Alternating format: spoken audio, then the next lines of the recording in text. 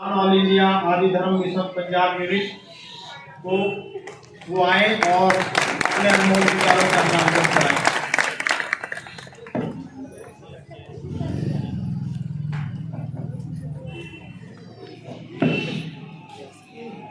मंच पर बैठे श्री ओम प्रकाश बाघा जी और जहाँ स्थानीय नेतागण और गुरु रविदास जी की मूल संगत भाइयों और बहनों,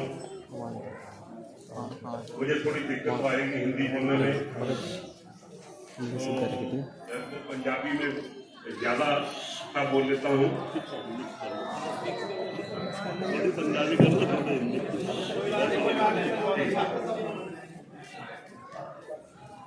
आज हमें आपका उत्साह देखकर बड़ी खुशी हो रही है। हम तो समझते हैं कि पंजाब के ही लोग हैं जिनमें उत्साह है और गुरु रविदास जी का जो मिशन है उसके लिए वो काम करते हैं। और जब भी कभी कम्युनिटी पर कोई आपदा आई है तो पंजाब वाले ही आगे आते हैं। लेकिन आपका उत्साह देकर यदि मेरी मानता ये थी वो खत्म हो गई।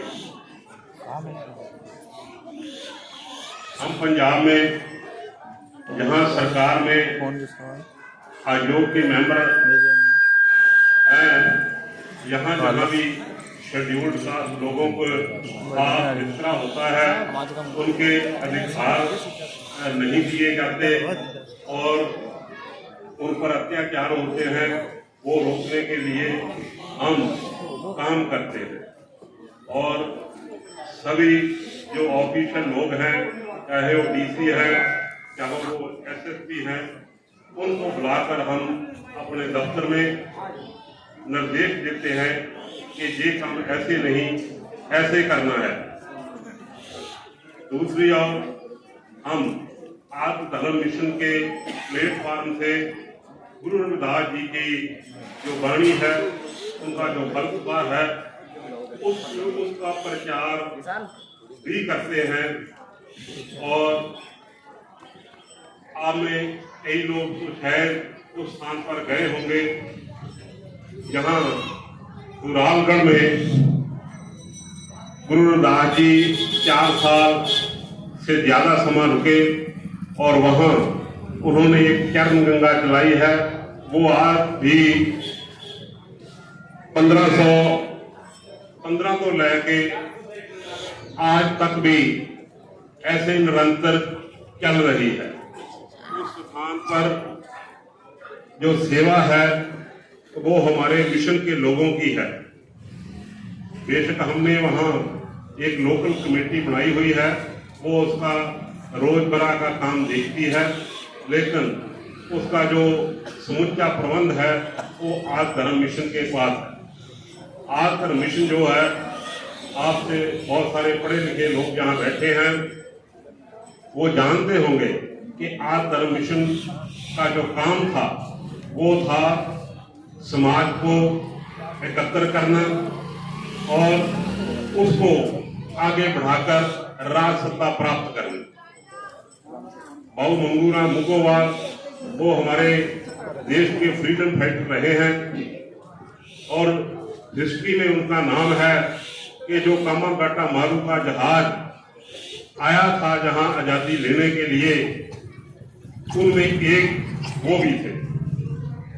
और जब उसने मिशन चलाया तो 1936 में जब यहाँ पंजाब में चोन हुई, प्री पार्टीशन जब चोन हुई, तो हमारे समूचे पंजाब के 8 हल्के जो रिजर्व हल्के होते थे, उसमें पाकिस्तान का पंजाब भी था, कुछ एरिया हरियाणा के थे, कुछ राजस्थान के थे, आधा हिमाचल था। इतना बड़ा पंजाब था। पंजाब में 8 रिजर्व हल्के थे। 8 में उन्होंने अपने उम्मीदवार खड़े किए और उनमें 7 में से जीत प्राप्त की। और एक बहुत बड़ा उन्होंने ये काम किया था अपने लोगों को राज सत्ता पर ले जाने के लिए उस मिशन को भी हम आगे बढ़ा रहे हैं। जो गुरु रविदास जी की फलसफा है, उनकी वाणी है, उसको भी प्रचार करने के लिए हमारे जो प्रचारक हैं, वो संत हैं, वो सारे देश में और विदेश में जाकर गुरु रविदास जी की वाणी और उनके सिद्धांत का प्रचार करते हैं। और हमारा लक्ष्य ये है कि जैसे गुरु रविदास जी की आयु 150 साल के करीब हुई है, तो आज तक हमें उनकी सारी जिंदगी की हिस्ट्री के बारे में पूरा ज्ञान नहीं है।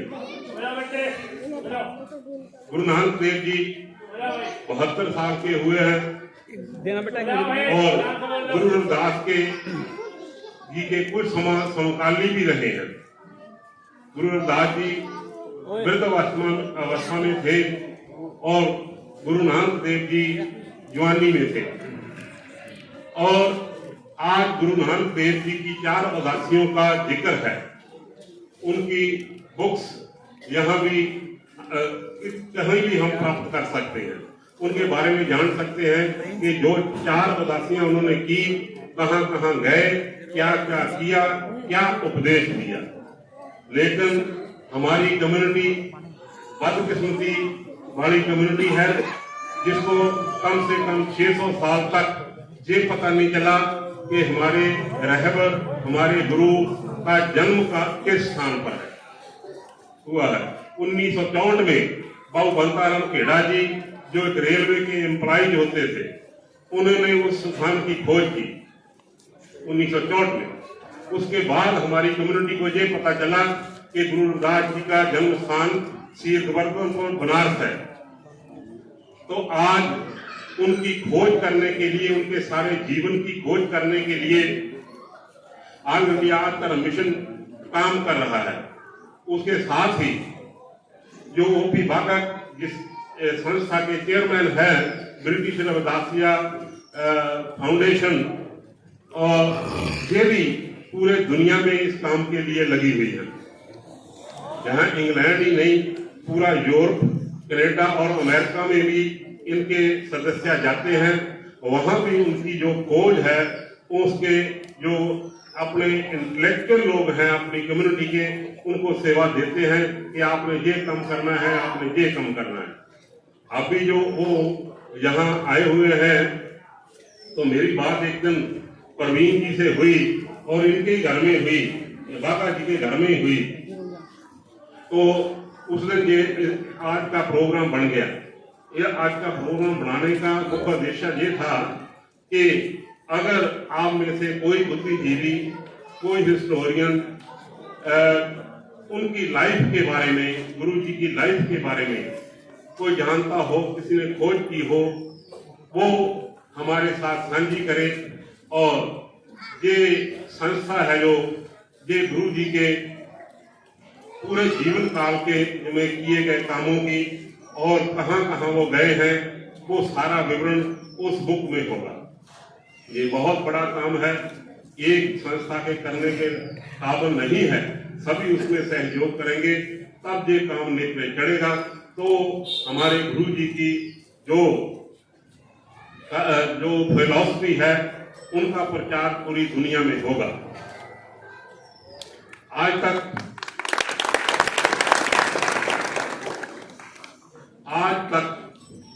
बहुत सारे हमारे संतों, महापुरुषों ने, डेरे वालों ने गुरु रविदास जी के फलसफे का बहुत प्रचार किया है। लेकिन ये घाट अब भी है कि उनकी हिस्ट्री के बारे में ज्यादा ज्ञान नहीं है, जैसे दूसरे उनके समकाली गुरुओं के बारे में हम जानते हैं। मेरा विचार तो ये है कि अगर सिखों का गुरु ग्रंथ साहब ना होता तो शायद हमें ये भी पता नहीं चलता कि गुरु रविदास हमारी कुल के रहबर है। क्योंकि उस ग्रंथ का जब प्रचार हुआ, सिखों ने किया, गुरुद्वारे बने तो वहां बार बार उनकी वाणी का प्रचार हुआ। तो हमें पता चला, क्योंकि गुरु रविदास जी ने अपनी वाणी में अपनी कम्युनिटी की मोहर लगाई है। उन्हें हर शब्द में, हर श्लोक में अंत में ये लिखा है कहो रविदास तुम्हारा। तो उन्होंने अपनी आइडेंटिटी शो की है। आज वही कौमें जिंदा रह सकती हैं जिनकी अपनी कोई आइडेंटिटी है। हम बदकिस्मत लोग हैं, हमारी आइडेंटिटी नहीं बन सकी। हम जैसे हम हैं, हम आज धर्म के मिशन के नाम पर चल रहे हैं, कुछ बौद्ध धर्म के मिशन के नाम पर चल रहे हैं, कुछ रविदासिया धर्म के नाम पर चल रहे हैं, लेकिन हम है सब चमार, लेकिन अपना बकरा चल रहे हैं। जितनी देर तक ये सारे एकत्र होकर एक नाम पर एकत्र नहीं होंगे, तब तक इस कम्युनिटी का जो गुरु रविदास जी का बेगमपुर का सपना है वो पूरा नहीं होगा। इसलिए हम आप सबसे ये अपील करते हैं कि हम अपनी आइडेंटिटी को कायम करें। किसी भी नाम पर कर लो, हमें कोई ये नहीं है कि हमारे नाम पर ही होनी चाहिए, किसी भी नाम पर आइडेंटिटी हो जाए। मैं तो हर है ये विचार देता हूं, अगर गुरु रविदास जी के में हीन भावना नहीं आई अपने आप को चमार कहने के बाद, और हमें क्यों आती है? हम देखते हैं जो हमारे पढ़े लिखे लोग हैं, जो अफसर बन जाते हैं, IAS IPS बन जाते हैं, जजेस बन जाते हैं, वो अपनी आइडेंटिटी को लुको लेते। जब वो दूसरे समाज में विचरते हैं तो वहां बताते नहीं है कि हम चमार हैं। तो जब आइडेंटिटी लुको कर रखी जाएगी तब हम तरक्की नहीं कर सकेंगे। देखिए, मैं एक उदाहरण देता हूं। दुनिया में 2% सिख है, दुनिया में 2% सिख है, उनकी आइडेंटिटी है वो दुनिया पर राज कर रहे हैं, दुनिया पर राज कर रहे हैं, उनकी पहचान वक्री है। और इसी तरह उनका एक केंद्र बिंदु, केंद्रीय स्थान है वो अमृतसर में अकाल तख्त साहिब है। यहां से जो हुक्म आ जाए वो देश में बैठे हर सिख के लिए हुक्म है, उनको मानना उनके लिए जरूरी है। इसी तरह से मुसलमानों का है मक्का है, वो केंद्र बिंदु है, वहां से आया हुआ हुक्म उनके लिए इलाही है। ऐसे ही ईसाइयों के लिए रोम में है, पोप है उनका, वो जो हुक्म करता है सारी दुनिया के ईसाई उनको मानते हैं। हमारी कोई आइडेंटिटी नहीं है, हमारा कोई केंद्र बिंदु नहीं है। हमें हमारी कम्युनिटी के पढ़े लिखे लोगों को और इस बारे में सोचना चाहिए कि हम भी कोई ना कोई एक ऐसा केंद्र बिंदु बनाए जिसमें सभी कम्युनिटी के लोग राजी हो जाए। और जब तुम्हारा ये आइडेंटिटी बन जाएगी, आपका एक केंद्र बिंदु बन जाएगा जहां से आया हुआ हुक्म हर चमार मानने के लिए बाध्य होगा, तो आपको इस देश में राज करने से कोई रोक नहीं सकता।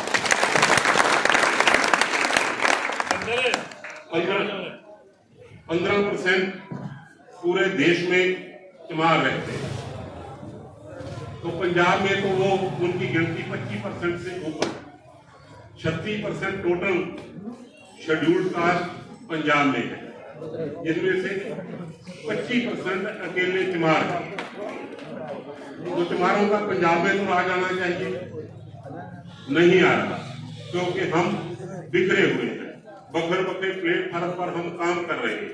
हमें सबको ये सोचना चाहिए कि हमारे बुजुर्गों का, हमारी पिछली इतिहास को पढ़ लो कि यहाँ इंडिया में जो आज का भारत है उसमें पहले कभी चमारों का राज हुआ करता था, आदिवासी लोगों का राज हुआ करता था, तो आज क्यों नहीं है?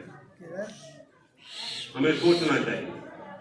जो आपने सुना है मेरे से पहले अंगूरों की उदाहरण दी थी, हमारा वो हाल हो गया है। हम अकेले केले पड़ गए हैं, इसलिए हमारी जड़ी कीमत वो कम पड़ गई। हमारी कीमत को बढ़ाने के लिए हमें एकत्र होना ही पड़ेगा, नहीं तो जैसे आर्यन लोगों ने यहाँ इंडिया में आकर इस देश के जो आदिवासी मूल निवासी लोग थे उनको गुलाम बना लिया, उनका जो इतिहास था वो तबाह कर दिया, उनकी सभ्याचार को हिंदुइज्म में रलाने की कोशिश की और जो आज भी जारी है। हम जो मूल निवासी लोग हैं वो हिंदू नहीं है। पहले तो ये हमें इस पर परिपक्वता बनानी पड़ेगी कि हम हिंदू नहीं हैं। अगर हम हिंदू होते तो हमसे वितकरा क्यों होता? डिस्क्रिमिनेशन इस हद तक हुई कि हमें इंसान भी नहीं समझा गया। इंसानों को तो लोग प्यार करते थे, सत्कार देते थे, लेकिन हमारे जो लोग थे उनका निरादर किया जाता था, उनकी बहू बेटियों को दासी बनाया जाता था। और आज भी पंजाब में तो ऐसा नहीं है, लेकिन देश के बहुत सारे हिस्से ऐसे हैं जिसमें उत्तर प्रदेश भी आता है, जहां हमारी औरतें जूता पाकर ठाकरों के मोहल्ले में के आगे से नहीं गुजर सकती और दूल्हा घोड़ी पर चढ़कर ब्याह में नहीं जा सकता। ये आज भी देश में ऐसे है। ये अगर हम हिंदू हैं तो हमारे साथ ये वितकरा क्यों है? और अगर हम हिंदू हैं तो हमारे राष्ट्रपति, हमारे केंद्र के वजीर जब हिंदुओं के बड़े मंदिर में जाने की कोशिश करते हैं तो उनको क्यों रोका जाता है? आज की राष्ट्रपति कहने को ठीक है, वो हमारी एससी वर्ग में एसटी क्लास में आती है, लेकिन जब उसको राष्ट्रपति भवन में जाना था तो पंडितों ने उनका शुद्धिकरण किया। तो ये वितकरा है। ये अगर हम हिंदू हैं तो फिर ये बातें हमारे साथ क्यों होती हैं? ये सोचने की बात है हमें। फिर मैं उसी बात पर आता हूं कि हम 15% होते हुए भी हम आज के दिन में गुलाम हैं। गुलाम किसके हैं? हम किसी राजे के नहीं हैं। गुलाम हम उस व्यवस्था के हैं जो क्रिएट कर रखी है उस जाति के लोगों ने। इस व्यवस्था को तोड़ना है और आप में यूनिटी पैदा करनी है और गुरु रविदास जी के फलसफे पर चलते हुए उनको अपना आदर्श, उनको अपना रहबर, उनको अपना राह बसेरा मानना पड़ेगा और इसके बाद हम अपने लक्ष्य को पूरा कर सकते हैं और खोआ हुआ राज को दोबारा प्राप्त कर सकते हैं और दुनिया में सिर उठाकर जी सकते हैं। आने वाली जो हमारी पीढ़ियां हैं वो इस पर नाज करेंगी कि हमारे जो पिछले बुजुर्ग थे, पेरेंट्स थे, उन्होंने समाज के लिए कुछ किया जिसके कारण हम सर उठाकर चल रहे हैं। ये बातें हमें विचारनी चाहिए। हमारे समाज के बुद्धिजीवी लोग जो हैं आज तो काफी पढ़ लिख गए हैं, तो उनको से सारा विचार करना चाहिए और गुरु जी के सारे जीवन की जो घटनाएं घटी हैं उनको एकत्र करना चाहिए। तब ही हम ये इस लक्ष्य को पूरा कर सकते हैं। बेगमपुरा शहर को नाम को एवं गुरु रविदास जी ने नहीं कहा, उन्होंने भी इस शब्द में ऐसे राजपाट की बात की थी जहां किसी का डर न हो, ना किसी का गम हो, जो सब बराबर हो, कोई ऊंच और कोई छोटा, कोई बड़ा ना हो। ऐसे राज की हमने कल्पना करनी है, ताकि तो गुरु रविदास के शिष्य कहने का हमें गर्व होगा, हमें कहने का हक प्राप्त होगा। इसलिए मैं ये बातें करता हुआ आपसे क्षमा चाहता हूँ। अगर मेरे से कोई बात गलत निकल गई हो और किसी के मन को ठेस पहुंची हो तो सब संगत जो बख्शनहार है वो बख्श सकती है, मुआवजा दे सकती है। इसके साथ ही सब संगत को जय गुरुदेव, धन गुरुदेव, जय भीम, जय भारत।